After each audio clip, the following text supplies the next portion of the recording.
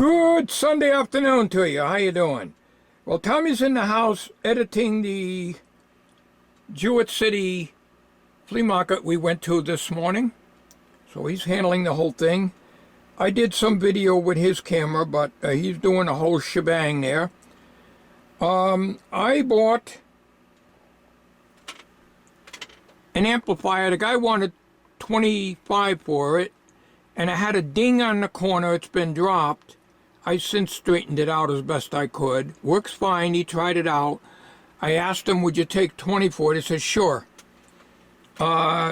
He's one of the vendors that sell vintage stereo equipment, and he has some very good prices in there. And this is an Archer amp, and I'll show you that in a minute. Tommy bought a microphone, which I'm scratching my head trying to find out why it works on the cable that came with it, but will not work on the XLR cable that he has for a Shure SM58 mic. This is a Shure mic. I will give you the model number of it right now. Tommy looked it up. It cost about 80 bucks. He paid $6 for it. It came with this cord, kind of a crappy XLR plug, and an Amphenol connector at the other end. When I connect this Amphenol connector to this, to here, plugged into the microphone works fine. If he takes the microphone and plugs it into his XLR cable, which has the 1/4-inch plug on the out, you don't get anything. Microphone is wired differently, and I think it was wired for this setup. So I'm going to get you a close-up of that. Before we do, let me show you the amplifier here and get you a close-up of the model. It is the model of it.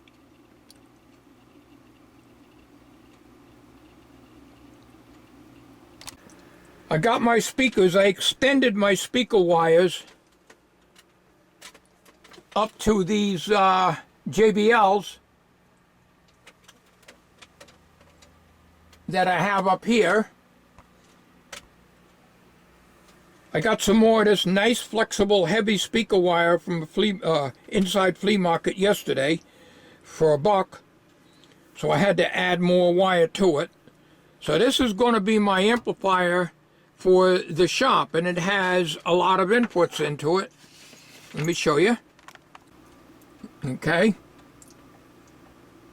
It has surround sound, which I don't need. The fuse is the proper one, not overfused. It works good. The bottom corner was smashed like it was dropped. And he says, oh, I'm sorry, I didn't even see that. So he knocked $5 off of it. And I straightened it out the best I could with a pair of pliers and then pushed it down. It had a sharp edge on it, so I put some Scotch tape over it. It's only going to be in my shop anyways. Here's a closer look at the panel. The only thing I don't like about it is it has a tone control, not a separate bass and treble control. So I don't know if it's a cut and boost or it's just a high cut. That I don't know. But it has all those inputs in the back, like for your tape, your VCR, your tuner, and all that stuff. So I think this will work out really well.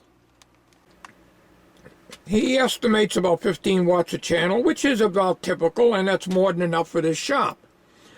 So I'll be using that when the capacitor comes in for this reel-to-reel. I'll be able to play the tapes through this rather than to keep using the signal tracer.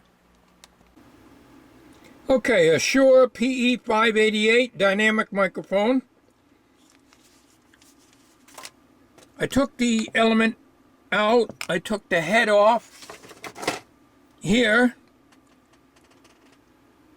and the foam is disintegrated inside. That's the, you know, so you don't get popping and everything when you're talking too close to the mic. Not a big deal. I can clean that out and probably find some foam to shove in there.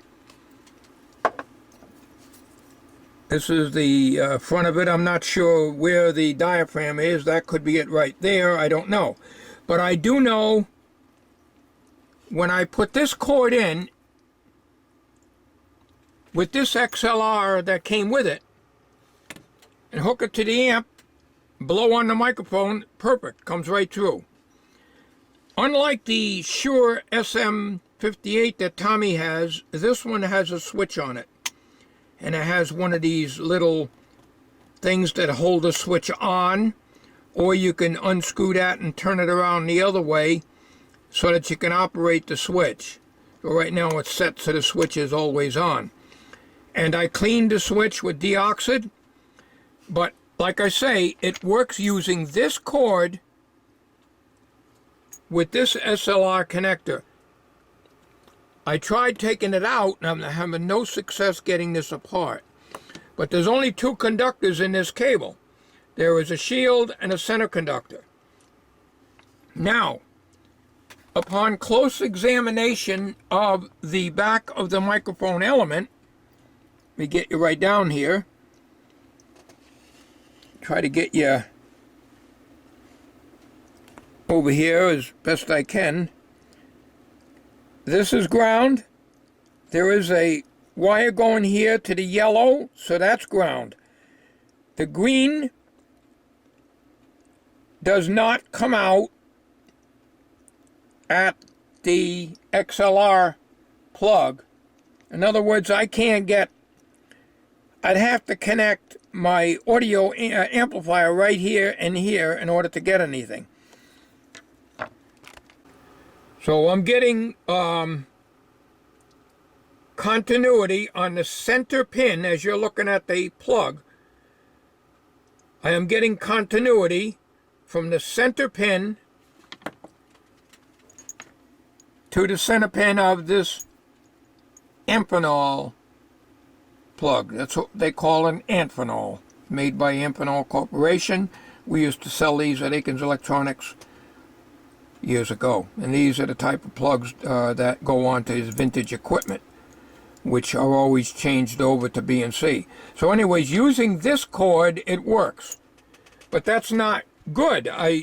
Tommy's got another cord, brand new, with an XLR connector and a 1/4 inch plug on the other end. We plug that into this microphone. This microphone will not work on his computer and setup that he's got. So he can't very well use this unless we cut this off and put a 1/4 inch plug on it. Then it will work, but that's a crappy way to do things. This cord is kind of like, it's very long, it's kind of dirty. I'd rather just not have him use this and use his own cord with this. So I want to put this camera on a tripod and try to show you what I'm up against. I know this has got to be rewired, but I don't know how it's wired in the back inside here. The only way I can do that is to take his SHURE SM58 microphone out here and take it apart. I'm not going to do that because I will break it. This is a $6 microphone. That's what he paid for it at the flea market today. I'm not going to ruin a $100 microphone because I probably will ruin it taking it apart. I think there's two screws that hold this switch in. I'm afraid to take them out because I will not be able to get that switch back in and lined up again. And getting the XLR socket out of there. There's one screw here and the other one, I don't know what it is. I'm afraid I might not be able to get that back in, and then the microphone will have to be scrapped. I'm almost tempted to say leave it alone, but let me get you on a tripod. Okay, I got the thing apart. There was one screw I missed, so that's why it didn't open up. Looks like number 2 is not used. I cut the whole thing off here, you can see, because we're not going to be using this XLR plug, nor are we going to be using this cord. So, now if I can figure out this mess, the problem is, without taking his SM58 mic apart, I don't know what pins are used for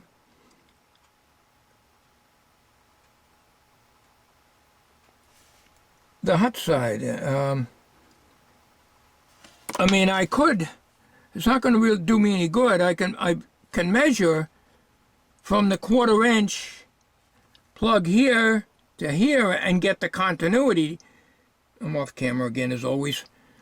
I can get the continuity and stuff that way. But to try to get this thing changed over is the big problem. So I don't know, I get confused with some stuff like this. That's why, as I keep repeating, I am a tinkerer. Why can't things be simple? Just plug in an XLR, plug in the thing, and it should work. Obviously, it probably was changed.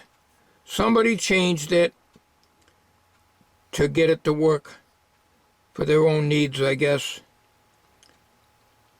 All right, this is the end of the video. Thanks for watching.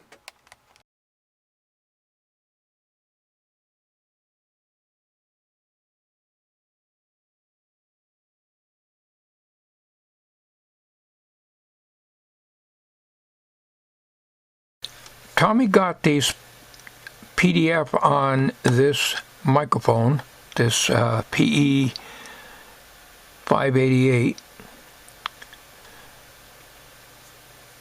and it would not work on his cord for his Shure SM58.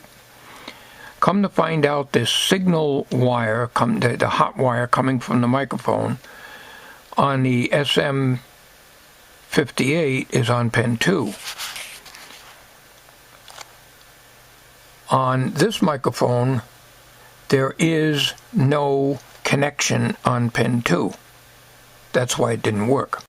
This is the wiring diagram that was in the PDF for this particular microphone. As I showed on the video,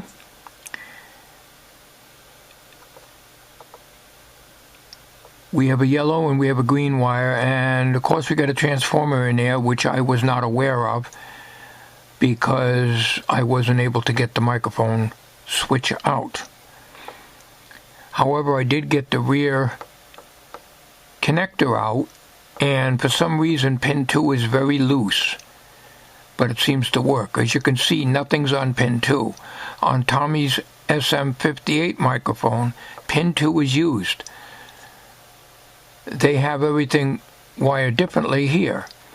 Now, going from memory, pin 1 is ground, and that is correct on the SM58 cord. No connection on this particular terminal is used, but I put a wire from here to here because this is a ground lug here, and I took and moved the signal wire, which is the white wire, and put it on pin 2, and the microphone works very well. It's very sensitive. They say it's a high impedance due to this transformer here. So if I didn't do that, I would have had to go and buy, or he would have to go out and buy a special cable for this microphone. Obviously, the cable that came with this microphone had a Amphenol connector on it, which would have to be cut off and put a 1/4 inch plug on it. But we didn't want to use that cord. But as you can see, the cord that would go with that microphone here is using pins 1 and 2 as shield and using 3 as the signal. So that is the story. Everything is working just fine right now. I had a heck of a time figuring out how to get the connector out of the back of the microphone. I have never worked on one before. So that's the story there. We could have bought another cord if we were able to, or rewire another cord. I elected to change over the microphone instead, because this way he'll have a second microphone that he can use. It shouldn't matter because it's still high impedance. It's still going through this transformer here. I'm not sure what the specs are for an SM58 Shure, which is the microphone he uses all the time. We didn't bother downloading that one, but that's the story here. So I learned a little something today, that just because the microphones have an XLR connector does not mean that they're going to be compatible.